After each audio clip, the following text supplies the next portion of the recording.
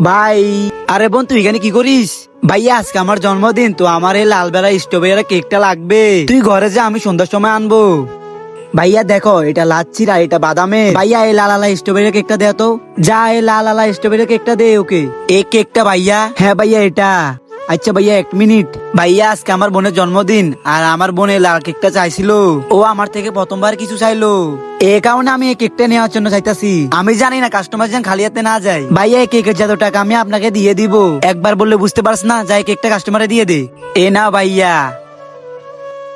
আরে কান্দেস কেন? চুপ হয়ে যা। ভাইয়া এই কেকটা আমার বোনের অনেক পছন্দ ছিল, আর আজকে ওর বার্থডে। আরে ভাই আমি চাবি নিতে ভুলে গেছি, এ তো আমার চাবি। আর ভাইয়া একটা কাম করো, এই কেকটা নিয়ে আমাকে বাদামালা কেকটা দিয়ে দাও। তার আগে তোমরা যদি আল্লাহর মধ্যে শতানকে ভালোবাসো, তাহলে তুমি এখনই এই ভিডিও থেকে বের হয়ে যাও। আর যারা আমার মতো আল্লাহকে মন থেকে ভালোবাসো, তারা এই ভিডিওতে লাইক দিয়ে চ্যানেলটি সাবস্ক্রাইব করো। আর কমেন্টে অবশ্যই আল্লাহ লিখো। আরে চাবি তো আমি ভিতরে রেখে আসছি। ভাই এই কেকটা আমার বোনের অনেক পছন্দ ছিল, আর আজকে ওর বার্থডে।